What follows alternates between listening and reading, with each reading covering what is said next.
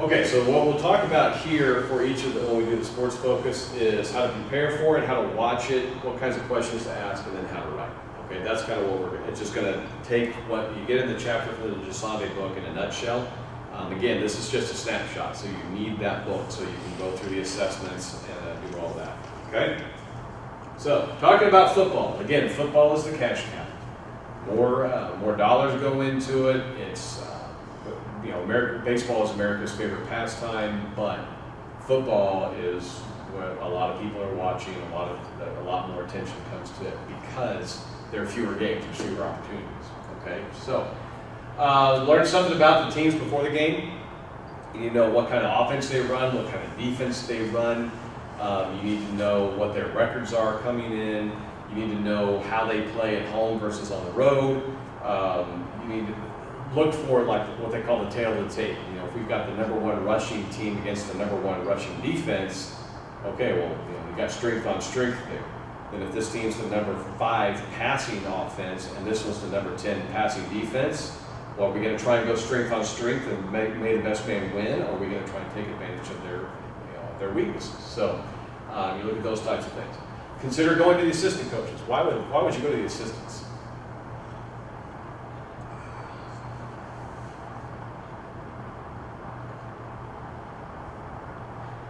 Why would you talk to the assistant coaches instead of the head coach? You may not quote them, and you're certainly going to want to interview the head coach because that's the person in charge, but why would you talk to the assistants? When you're talking football, do you mean the assistants like the offensive line coach? Position coaches, offensive, defensive coordinator, all that. If it's one of those, they know more like about a certain area. So if you're wanting to know about their #1 offense, rushing, whatever, you go and talk to that coach and they know more details and things. Because the head coach can only know so much going on. Yeah, they're going to know the nuances, okay? Especially once you get out of high school, once you're talking college and professional, most head coaches don't coach a position.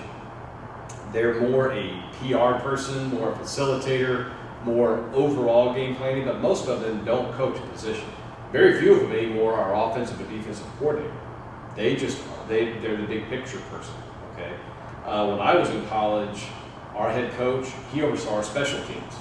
Willie Fritz, who took his place, oversaw special teams. So if you're talking about special team stuff, they'd be the perfect guy to talk to. But you might want to talk to one of the coordinators about the offense or defense or things like that, all right? Learn the overtime rules because they're different at every level. High school, college, professional, they're different at every level, okay? Know your penalties so that you see the signals that they're making, that whenever the referee makes a certain signal. Generally they have a mic and you can hear it. In college and professional, sometimes that mic doesn't work. In high school, they don't ever use it, all right? And then familiarize yourself with the terms because in football, there are a ton of terms.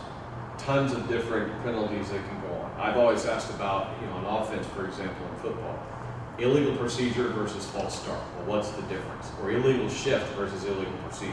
Because they use them interchangeably sometimes. What's the difference?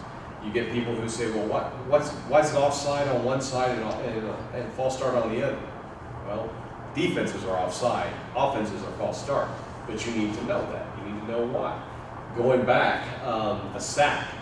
If a quarterback drops back to pass and he gets tackled beyond the line of scrimmage, it's a sack. Even if he drops back to pass, he's pressured and he scrambles and he tries to run with the football and he gets tackled behind the line of scrimmage, it's a sack.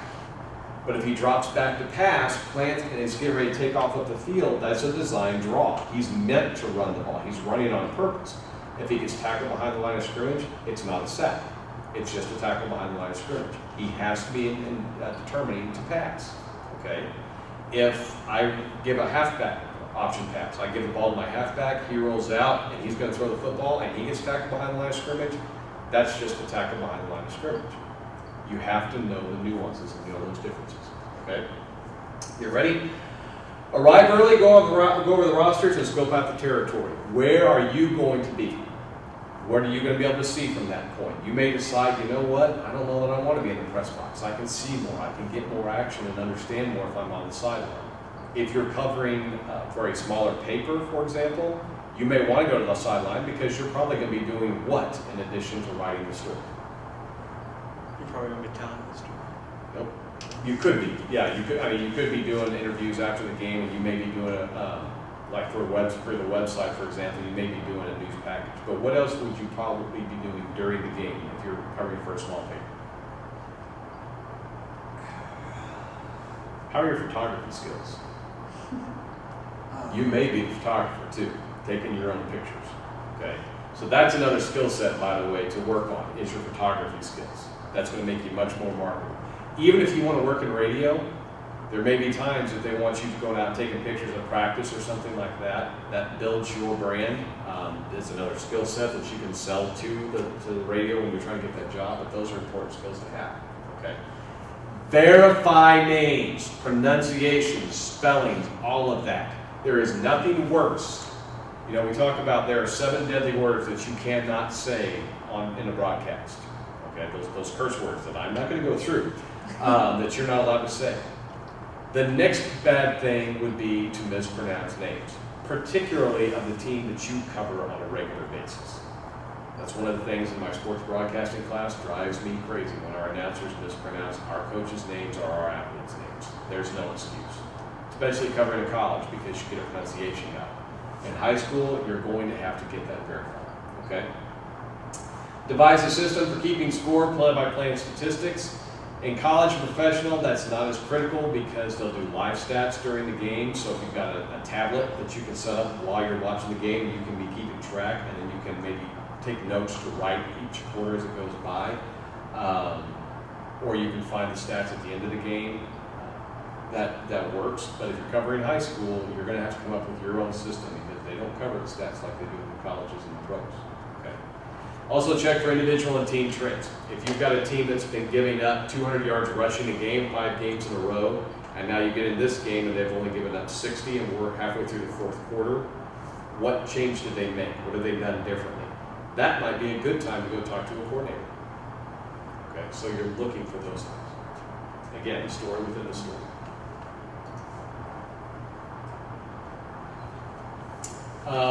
Focus on the red zone. What is the red zone, first of all?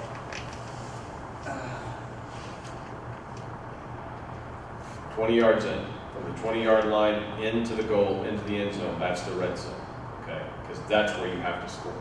Focus on that red zone. Why would that be important? Yes, the red zone is an indication that team is close to scoring. Mm-hmm. And if you have a team that's really good from the 20 to the 20, they go up. Okay, you can move the ball, but you don't get points for moving the ball. You get points for scoring, and you get more points for scoring a touchdown. So if you have a team that moves into the red zone really well, but has to keep settling for field goals, means they don't finish well. They don't have a strong running game to punch it over the last few. They can throw the ball really well for distance, but if they've got to make those short touch passes, that's something you need to work on. On the flip side, the defense. If you move the ball on them all day, but they keep getting stops down in the red zone, it shows that they can tighten up and firm up their defense when they have to. They're a bend but don't break kind of defense, okay? Which, by the way, also one of the things we'll talk about, watch your cliches. All right? Compare your total yardage and focus on the differences between the two teams. If one team, you hear this all the time, they won everywhere but on the scoreboard. It means they moved the ball really well, and they stopped the other team from moving the ball really well. But they still got outscored. Well, how did they get outscored? If I gain 360 yards of total offense and the other team gains 120, I've gained 3 times as many yards, but I lost the game. Okay, well, did I not do well inside the red zone? Because you're going to figure it's probably going to be a low-scoring game if that other team only had 120 yards of total offense. But it also could mean they had a pick 6. They maybe recovered a fumble and ran it back. They had some great special teams play. It may be that they did do really well scoring inside the red zone, but returning kickoffs and punts, that doesn't do anything for your total offense. Maybe they had a short field to work with. So you have to think about those little intricacies. Okay. Examine the passing game. Is it a short passing game? Is it a long passing game? Do they throw deep a lot? Typically going to have a lower completion percentage, but they may have more yards. All right. Look at the turnovers. Don't forget about tackles, especially tackles for loss. Nobody ever reports on tackles. Why? Because if I'm a linebacker and I have 15 tackles in a game, well, I'm a linebacker. That's my job, is to make tackles. 15 tackles in a game, big whoop. Now, if I have 30, individually, that's a story to talk about. That player was all over the field, okay? If my free safety has 15 tackles in a game, that's not good. That means they're getting deep into territory, and my free safety's having to make a lot of stops, and we don't want that to happen, okay? Break down some of their key drives, determine the one-on-one and team matchups. Like if you got a great receiver versus a great corner, who won that matchup?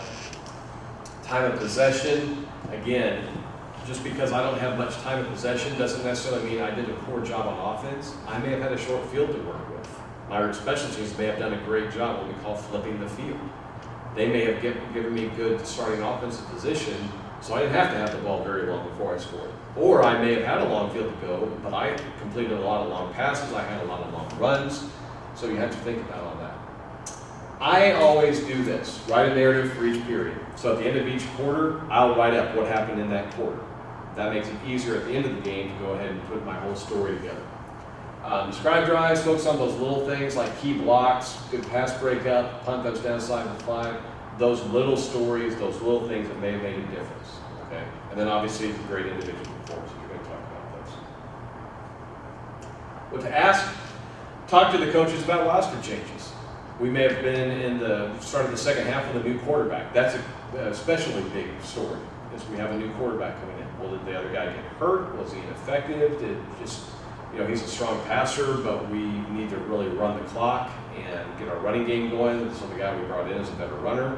What happened there? Do not forget about your offensive line and your defensive line. The line of scrimmage is where most battles are won, so we need to talk about that. Ask the players how they came back. So if you had a rally, what it was something said in the locker room? Was there a change made on the sideline? Was it a key coaching decision? What happened there? Again, talk to your coordinators and assistants. I'll ask your players to walk you through key plays. So if we drop back and we throw a 90-yard touchdown pass, what happened? What did talk to the quarterback? What did you see? How did he get so open? Well, we haven't had that all day. We had a game several years ago against Northwest Missouri State, and they had an All-American running back, and going into the fourth quarter, we followed him up. He only gained 58 yards, and he was averaging like 160, 170 a game. I don't know how many it was. We bottled him up. We stopped him on the 1 yard, or we set them up on a punt, downed it on the 1 yard line. We're thinking, they got to go 99 yards. This is great. We put everybody in the box. He sprung to the outside, and he went 99 yards for a touchdown. What happened on that one play that he was able to do that? Well, I was the color commentator at the time, and as soon as I saw us line up on defense, I'm like, God, I hope he doesn't bust this to the outside. He didn't. So you have to look for those things. Ask them to talk about their stats. Talk to both players. Get perspective from both sides. On offense, or on the winning team, what did you do that helped you be successful? For the losing team, what did you do that caused you problems? Those types of things. Pros in college, you're going to have press conferences afterwards probably, so get a part of that. Here, for example, after the game, we'll bring the head coach out. After a win, we'll bring players out. After a win, losses, we'll bring the head coach out and talk to him after the game for the local radio.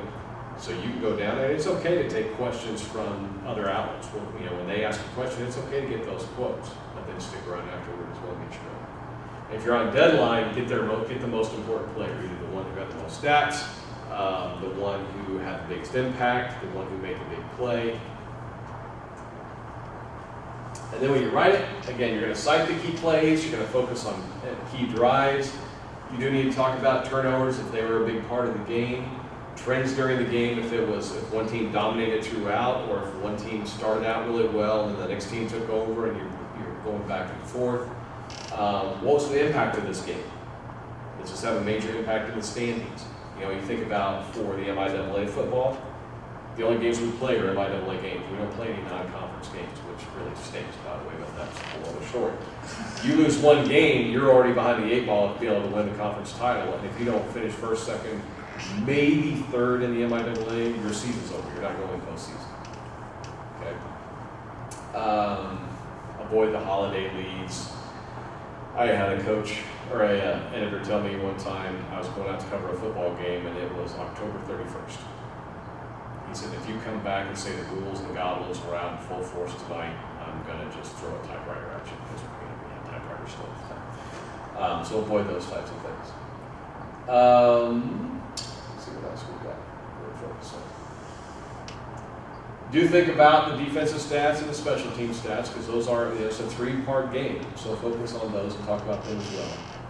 These are some of the references. Spell out running back, wide receiver, quarterback on first reference. After that, you can write RB, WR, but you really don't even need to use them after that.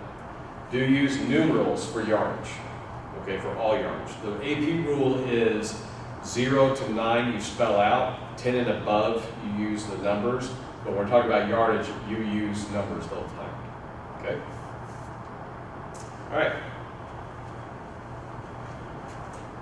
Took out the dry erase board in here. I was going to show you something about what way to keep stats. Okay, so that's football. Volleyball.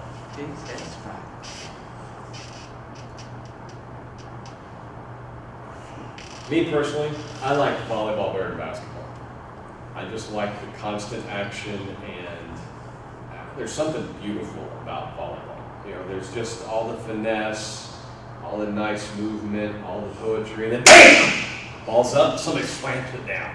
You know, it's just that abruptness of the game, okay? I'm blessed because I really know volleyball. I really know how to keep stats for it. I know a lot of strategy about it, but it's because I worked at my college was the University of Central Missouri. We have one of the best all-time volleyball programs in Division II. Flip Piontek, who is now our head coach, was the assistant coach when I was a student, and he is a volleyball encyclopedia. When I got hired to work in the sports information office, Bill Turnage told him, who was the sports information director at the time, said I was going to be covering volleyball. Flip said, all right, meet me here tomorrow at whatever time it was. So I met him. He sat me down in a room and put a videotape in talking about volleyball statistics and volleyball stats and made me watch it and gave me a test, and he vetted me to tell Bill, yes, he's ready to go to cover volleyball. So I had other SIDs from the league, even as a student, asking me how to score things because I was really trained up on volleyball statistics because the coach that I was working with really knew it and insisted on excellence. So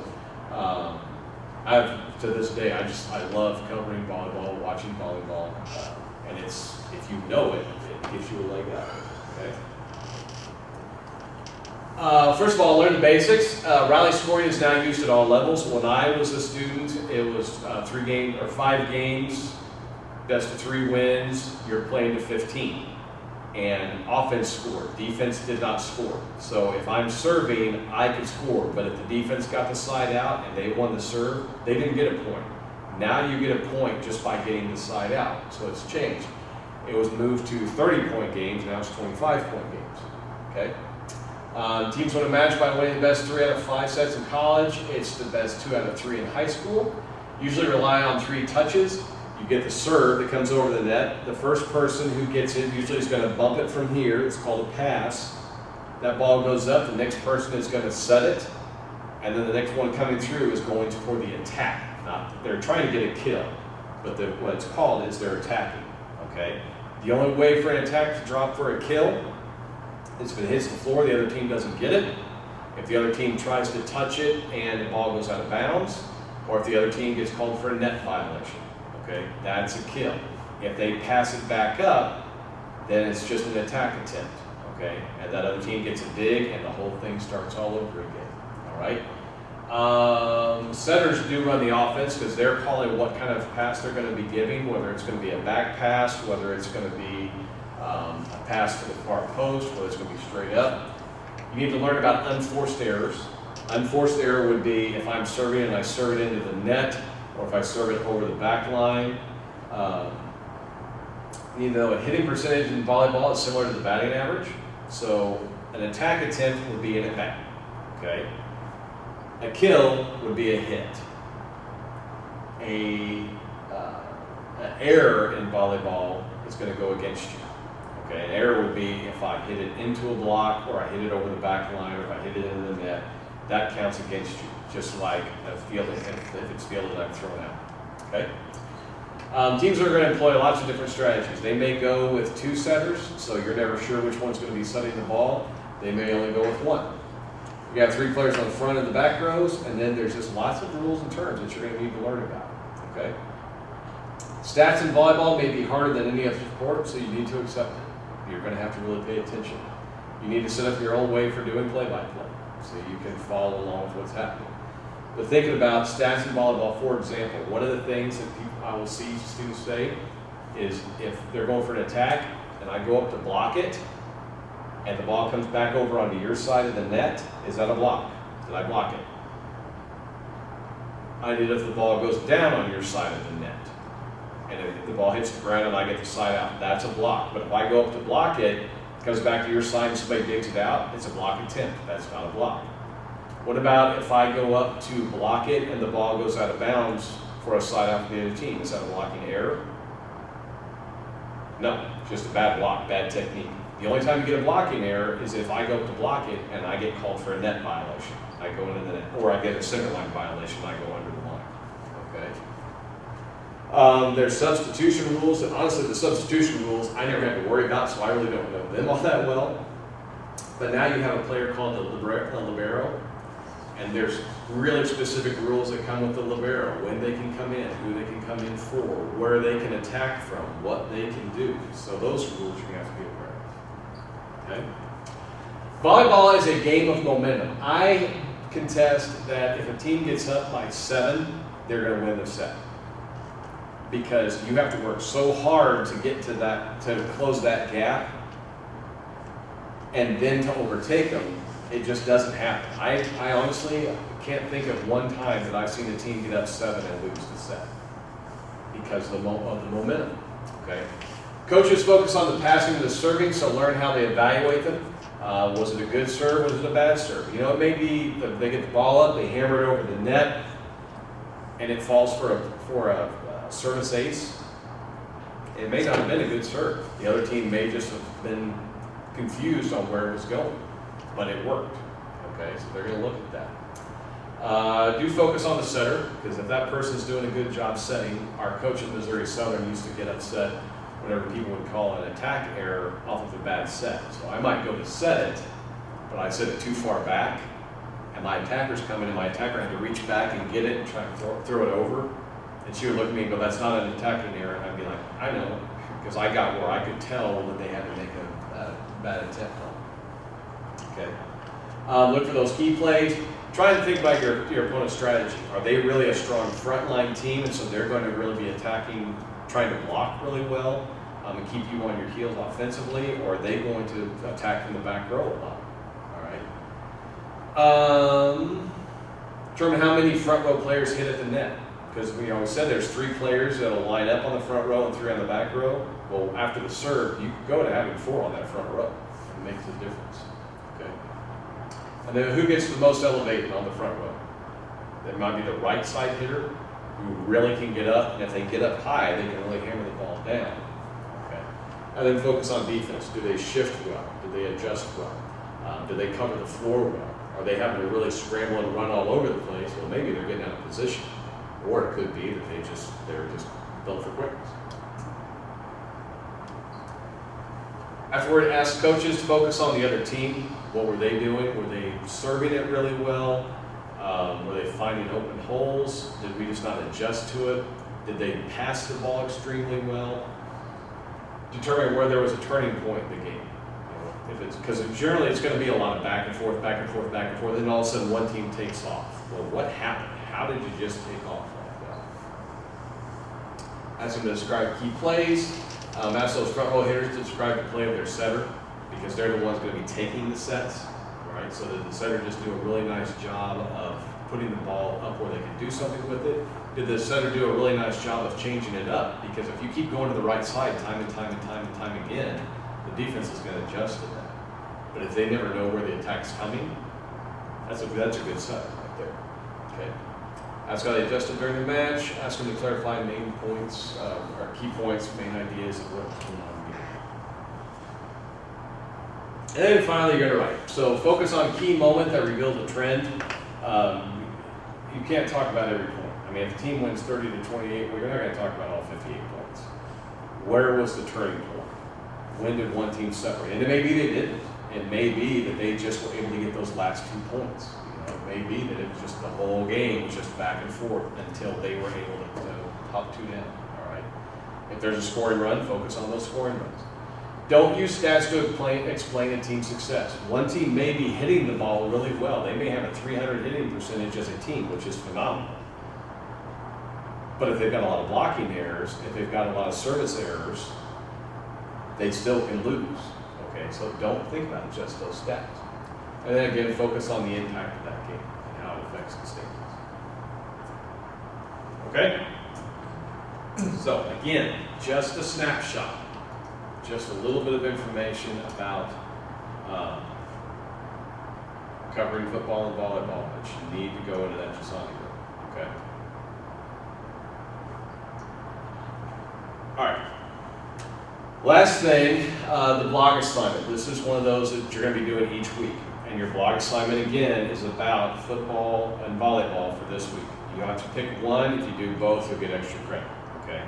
Go on to Blackboard under Tools where it says Blogs, and that's where I want you to write it. And you can, there's a place you can just write it in there. I don't want you to type this up in Word and send me an attachment. You can type it up in Word if you want to, but then copy and paste it into the blog, because that's where I can make my comments. Okay? But this explains to you what we're looking for. This is just for you to work on your writing, to give you an opportunity to do some research about the sport, about something you may not know. You might want to do research if you're doing football on the history of the Arena Football League, or do something about the KC Phantom, the new indoor team that's coming to Kansas City. You may want to do research on why the Kansas City Chiefs are called the Kansas City Chiefs. You may want to write about volleyball and talk about the differences in professional beach volleyball and Olympic beach volleyball, or indoor versus beach volleyball. You may want to just do some history on the history of the sport itself. You may want to do a profile on an individual player. I don't know. I don't care. Whatever you want to do the research on. Okay? The idea is to get you doing the research. I want more than one source. So don't go to Wikipedia for the history of volleyball and write up that. Okay? Do a little research. 750 to 1,000 words. All right? If you want to include photos or video, that would be great. I mean, just give me a link to the video. You can embed photos on this blog. But you might say something about, I found a great video that talks about this. So that'd be fun. Okay? Yeah, see right here. You must include in-text sources in a reference section with at least 3 sources. So this is like a research paper. Okay? So give me some in-text citations and then give me a reference page at the end. All right? Or not a page, but the references. Okay? Does that make sense? Just to get you writing some, just to get you doing a little more research. Again, 1 is required, the second one will be extra credit. Okay. That and your discussion board posts are due, and then the assessments, which I'll activate as soon as I get that back downstairs. That's due Sunday by midnight. Okay. As far as the game story, just go to assignments and look at the event story assignment, and just take a look at it. I'll assign that next week, and we'll talk about it more next week. Okay? Where on Blackboard will the assessments be? The assessments will be under assignments. Okay. Yeah, they'll show up right there. Okay? And the only assessments that will show up are the ones for that week. Okay? All right? All right. Cool. Thank you.